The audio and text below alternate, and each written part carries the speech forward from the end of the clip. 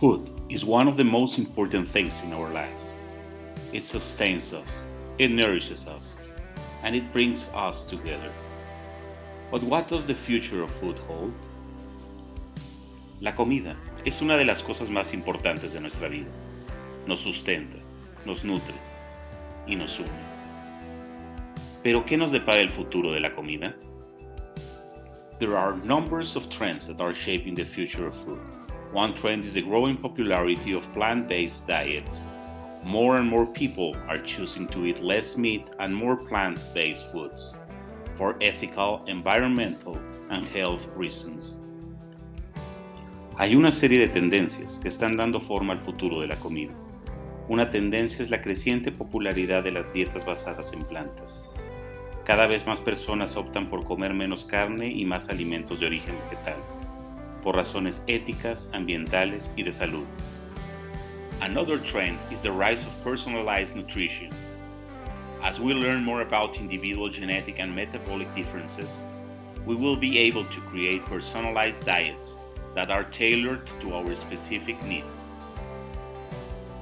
Otra tendencia es el auge de la nutrición personalizada.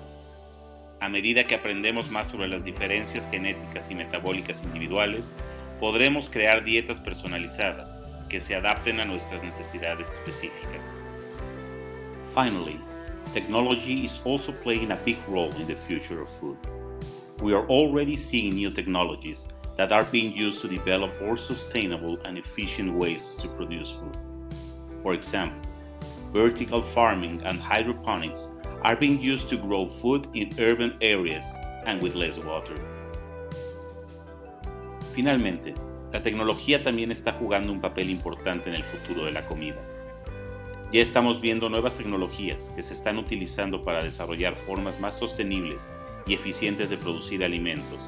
Por ejemplo, la agricultura vertical y la hidroponía se están utilizando para cultivar alimentos en áreas urbanas y con menos agua.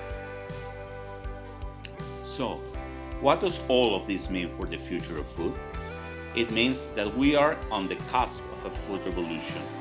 We are moving towards a more sustainable, personalized, and technologically advanced food system. Entonces, ¿qué significa todo esto para el futuro de la comida? Significa que estamos al borde de una revolución alimentaria. Nos estamos moviendo hacia un sistema alimentario más sostenible, personalizado y tecnológicamente avanzado.